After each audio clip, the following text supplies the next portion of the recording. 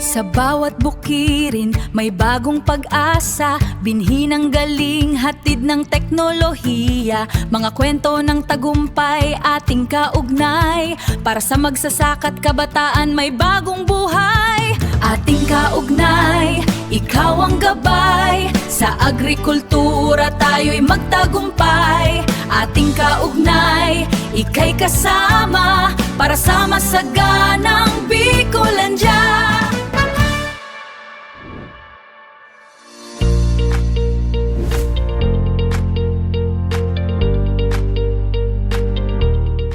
Masaganang umaga sa lahat. Welcome sa isa na namang episode ng ating kaugnay podcast, Your Peace in Agriculture, provider of extension advice and services in agriculture. Ito po ang inyong likod, Kuya Chan, Media Production Specialist 2 at ang inyong ating kaugnay podcaster for this episode. So sa episode na ito, makakasama natin ang isa sa mga nakapagtapos ng Young Filipino Farm Leaders Training Program in Japan o kaya naman YFFLTPJ Batch 5, Batch 5, at nakumpleto niya ang 11-month internship at training sa Japan at umuwi siya pabalik ng Pilipinas noon lamang first week of March ng kasalukuyang taon. Ang YFFLTPJ ay isang commitment of the Japanese government to the ASEAN regions through the Japan Agricultural Exchange Council and the Japan Ministry of Agriculture, Forestry and Fisheries upang matiyak ang pagpapatuloy at yung tinatawag nating sustainability ng programa. Ang pamamahala ay ipinasa sa Agricultural Training Institute noong Setyembre 25, 2014 upang maging bahagi ng mga regular na activities nito sa ilalim ng 4-H Club program at rural-based organizations. Kaya naman, wag na natin patagalin. Let's all welcome si Mr. Janry Refil ng Mandaon, Masbate. Yan, mula pa sa isla ng Masbate. Para ibahagi sa atin ang kanyang internship journey sa Japan at ang tungkol sa innovative na proposal na nagkamit ng ikalawang pwesto sa National Agribusiness Pitching. Ito yung isa sa pinaka-importante kasi hindi lang tayo o hindi lang siya pinapunta sa Japan for nothing but kailangan niya mag-implement ng kanyang proposal or re-entry plan. So, good morning. Bumati ka muna sa ating mga tagapanood. So, good morning po lahat sa mga kabataan dyan. Ako po si Janry C. Refil. Mm-hmm. Mabuhay po tayong lahat. Okay, so bago tayo magpatuloy, magpakilala ka muna. Taga saan ka? Ano yung pinagkakaabalahan mo bago ka pa man pumunta ng Japan? Sige. So, ako po pala si Janry C. Refil from Kabitan, Mandaon, Masbate. And I am 27 years old.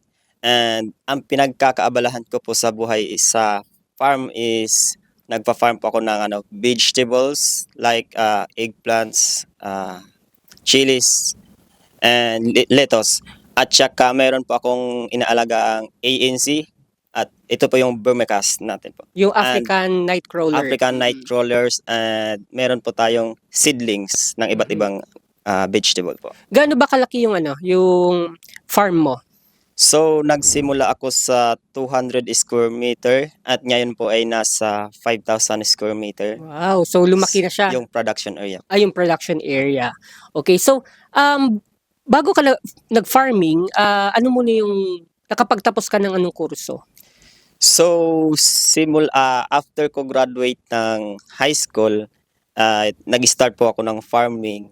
So, ano po talaga, yung plano kong kukunin na kurso talaga is electrical. So, malayo po talaga malayo siya sa agriculture. Malayo. So, in profession, electrical, but my heart is in agriculture. Yeah. Sige, papunta tayo dun sa usapin na yon. Bakit ka nag-ano sa agriculture? Bakit malapit sa puso mo? Yung nakikita ko sa agriculture is not just farming or work, but it is a profitable business for our younger generation. So, naisip ko, bakit hindi ito yung i-take ko na opportunity para kumita? Kasi ito, may malawak na lupain, tapos nakatiwangwang lang din. hindi ginagamit. So why it make it profitable? Mhm. Like pagtamnan ng mga gulay, Mhm. mag-alaga ng mga hayop. So yun po yung nakikita ko kaya nag-engage ako sa agriculture. May nag-impluwensya ba sa'yo or sino? Parents mo ba? Nagpa-farming din? So yung nag-inspired po sa akin, attend po kasi ako sa mga training, seminars. So nakikita ko yung mga inspiring stories din ng mga LSA cooperators. Okay.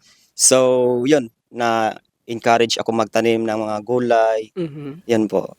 4-H member ka ba? I am a 4-H member for Mm. 3 years na po. So matagal-tagal na rin Ah. sa Mandaon, sa Opo. Mandaon. So yan, ano-ano na ba yung mga training na na-attend mo sa ATI? Yung mga training na attendan ko sa ATI, yung mga training na attendan ko through ATI are the National Training of Trainers for Binhi ng Pag-asa program. Ay, isa ka pala dun sa mga Ah. beneficiaries ng Binhi ng Pag-asa. So nag-training po kami sa Quezon Province for almost weeks Mhm. doon po. And then after that, national training, kayo naman yung silbing resource person para sa province of Masbate.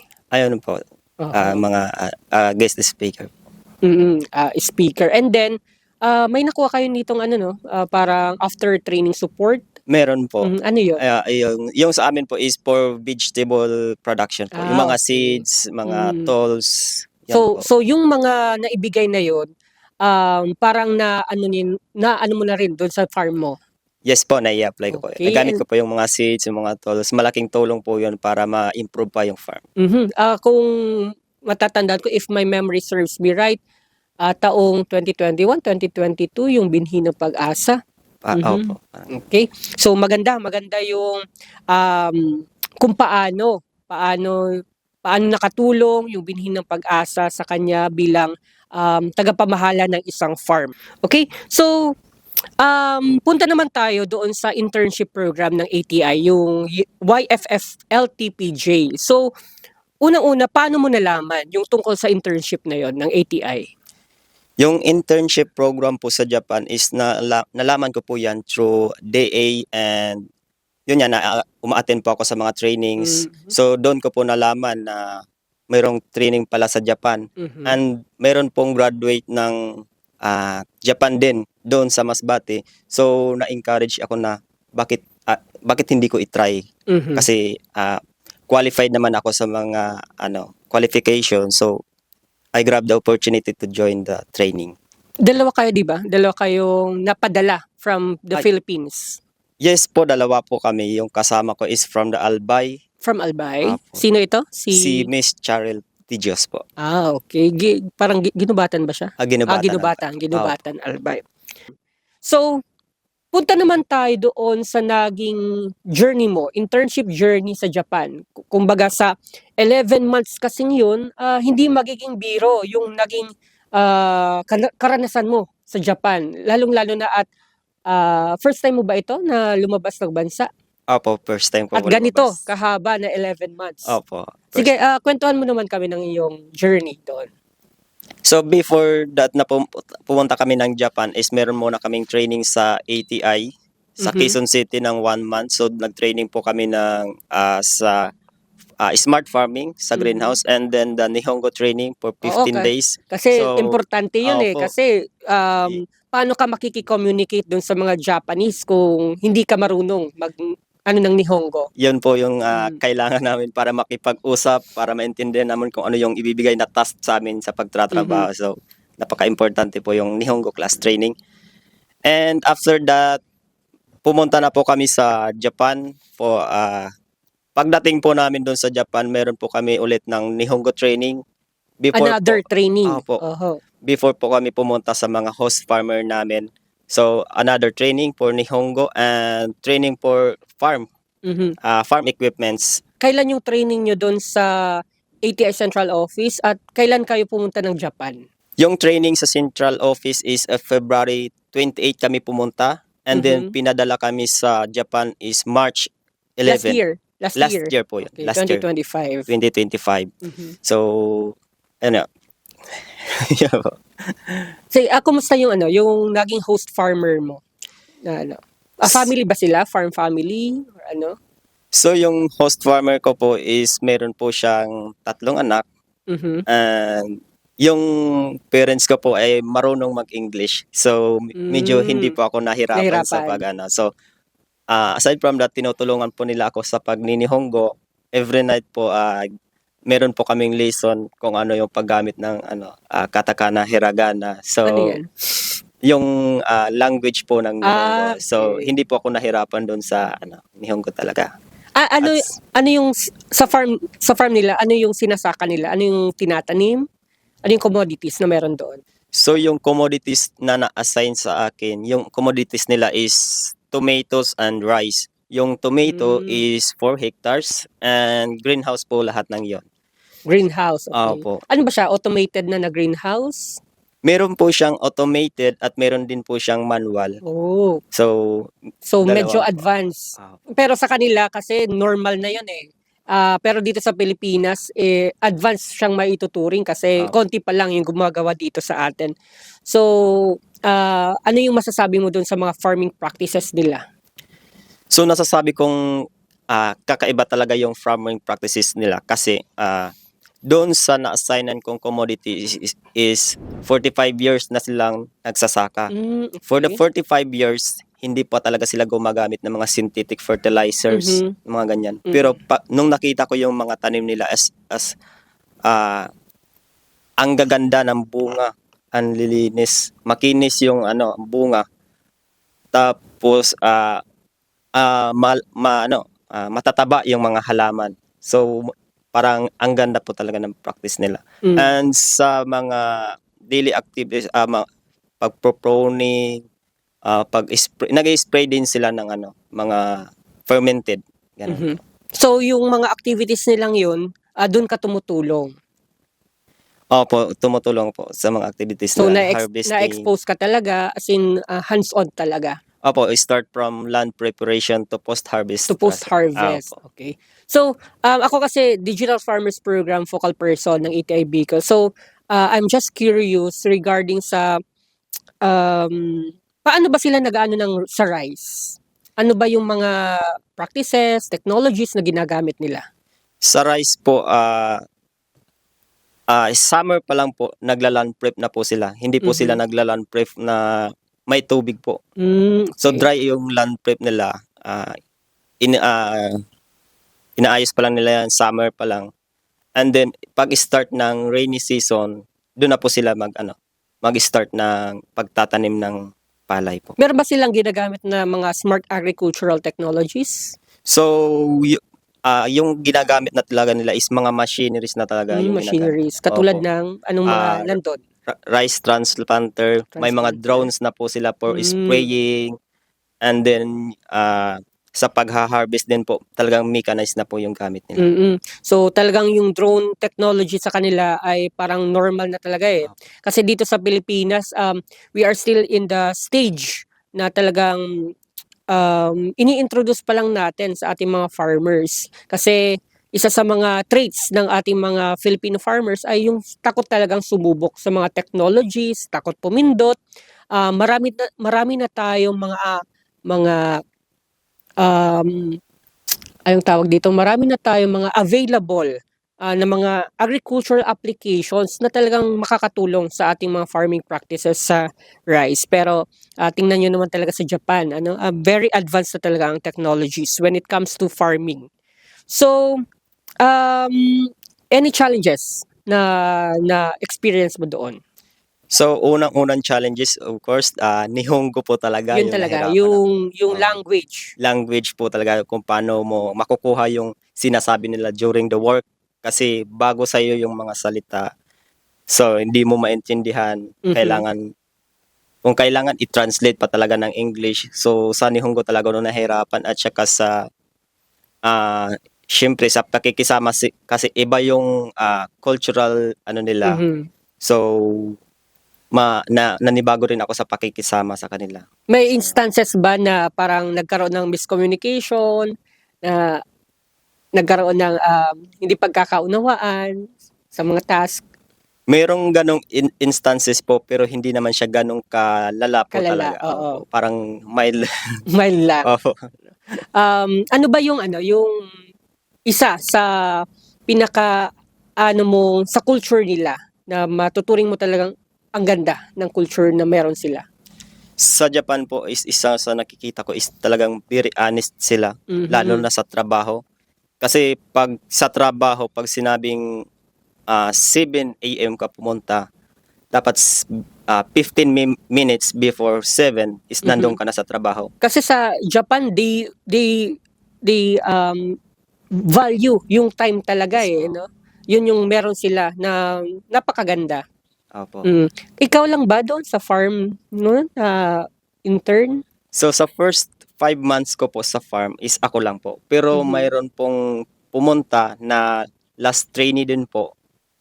August na po. So may kasama na ako nung malapit nang matapos yung training. Taga saan yun? Taga Jinsan po siya. Taga Jensen. Yung isa mong kasama na from Albay, saan siya na-assign? Sa Hokkaido po siya na-assign. Hokkaido. So ako Ikaw? po nasa Miyazaki sa pinakababa po na part. Wala po siyang snow. Tapos doon sa Hokkaido, merong Marami snow. pong snow. Okay. So, malayo siya sa pinakasentro ng Japan, sa Tokyo.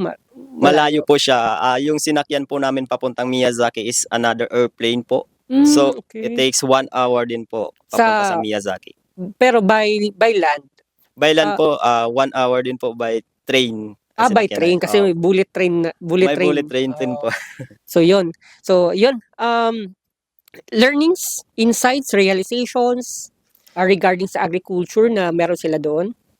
So natutunan ko sa yung farm practices nila doon is yung host farmer ko everyday nagbibigay talaga siya ng task, hindi sa araw nito kundi before that day. So yun yung Okay. natutunan ko na dapat ngayong araw pa lang alam na ng mga worker ko kung ano ang tatabuhan yung tatrabahuin nila bukas. So, Dapat yun dapat well-oriented na kaagad, Yes po. day before. Yes po, para bukas alam na yung gagawin. Oo. So wala nang tanong-tanong, trabaho Ilan na. kayo? Ilan kayo doon? So sa farm na pinasukan ko is 23 kami. Marami. Opo. Gaano ba kalaki yung farm na ito? 4 hectares po. 4 hectares. Okay. Opo. Yung isang greenhouse po is nagsa-size po siya ng 50 meter by 50 meters po. So masyadong malaki po yung sinasaki na. Okay. So, isa yon sa mga natutunan mo. Meron pa ba? Idadagdag? Sa farm best practices po nila, sa land preparation, meron po silang ginagamit na 3 types of compost. Yun pong ginagamit nila, yung pelletize, yung sa cow manure and binibili nila sa mga companies. Yun po ginagamit nila. And meron po silang tinatawag na naglalagay po sila ng UV plastic after na land preparation para ma-decompose po yung mga compost and mamatay po yung mga bacteria, mga bad bacteria. And then after that, yun, ginagamit na nila ng drip irrigations and yung greenhouse nila is meron di heater for the winter. Okay. So, sa lahat ng natutunan mo ito, talking about future plans, ito ba ay magagamit mo or maidadala mo dito sa particularly sa Masbate sa farm mo? Meron po akong may mga idea na nakuha sa Japan. Of course, isa yan sa mga importanteng bagay. So, isa dito yung sa drip irrigation, pagpapractice ng drip irrigation. And sa atin naman is yung akin is net house. Kung sa Japan is greenhouse. Yung gagawin ko is net house for innovation and protect siya sa insects naman. Okay. So, napag-uusapan na rin naman natin yung future plans mo. Isa sa mga kasali dun sa future plan mo ay yung pinitch mo na innovative proposal sa Central Office, di ba? Apo. Kailan ito? Yung National Agribusiness Pitching? Opo, last March. March. After nyo dumating ng After po lang Pilipinas. dumating. Okay, so ano ba ito? Saan ba tungkol yung innovative proposal mo? And yun, ano ba yung mga plano mo after? Yung proposal ko, agribusiness pitching is in existing farm sa akin. So, nakalagay dito yung vegetable production, seedling production, and vermicast production. So yun po yung pinopost ko. So yung ginawa kong innovation is yun nga, meron akong neat house, Mhm. and then sa loob niyan, install ko ng drip irrigations, and meron din akong for seedling production, merong smart nursery na automatic na didilig ng tubig for the seedlings.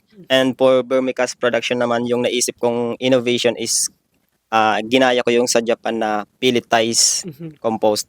Yung tawag ko dito is pelicast kasi isa produce siya ng vermicast pero gagawin ko pong pelletized Pelletized. para mas Mhm. madali pong i-broadcast sa mga tanim. Okay, so napakarami yung innovations mo na gagawin para sa planong ito. Kaya naman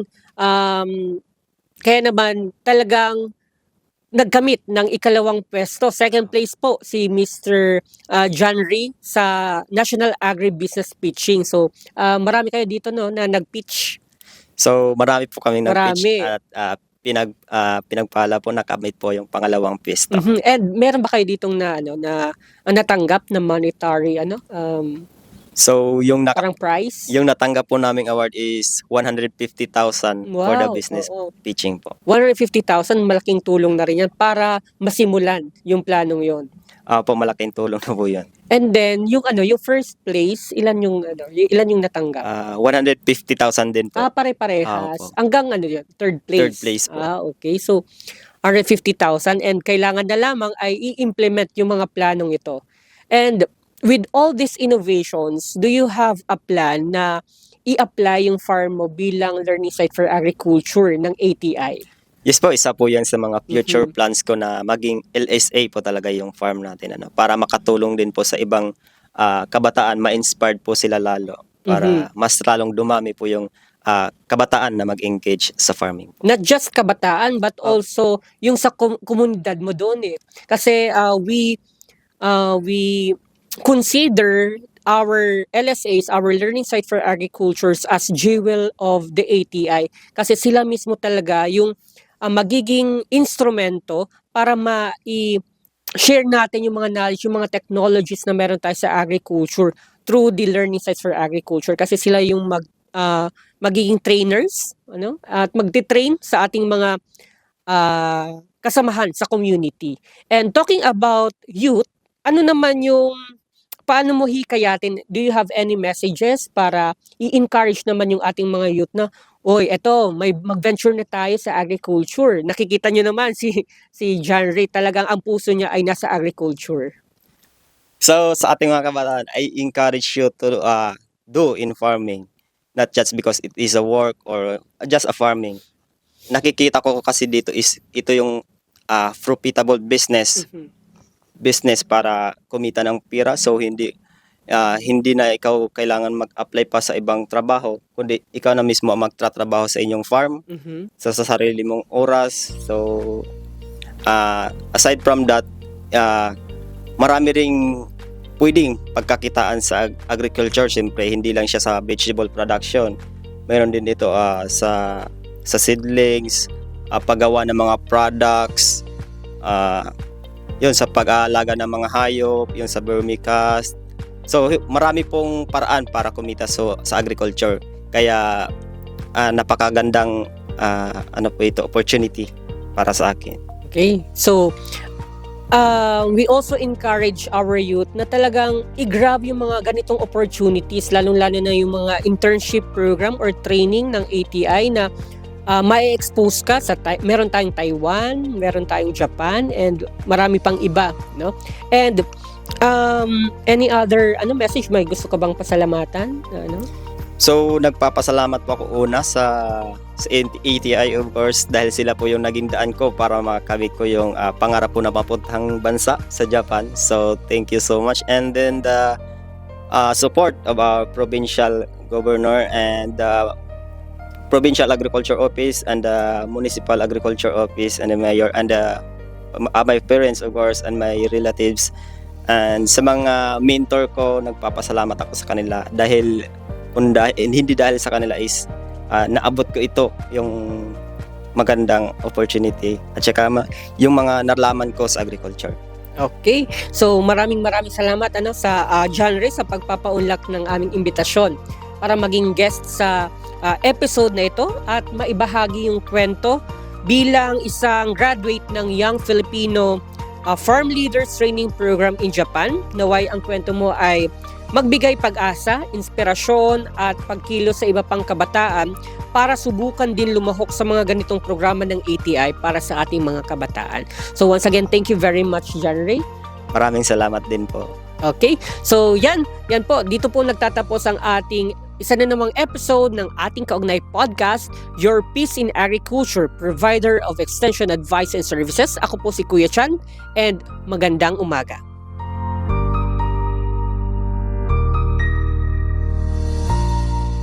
Sa bawat bukirin, may bagong pag-asa. Binhi ng galing, hatid ng teknolohiya. Mga kwento ng tagumpay, ating kaugnay. Para sa magsasaka't kabataan, may bagong buhay. Ating kaugnay, ikaw ang gabay. Sa agrikultura, tayo'y magtagumpay. Ating kaugnay, ika'y kasama. Para sa masaganang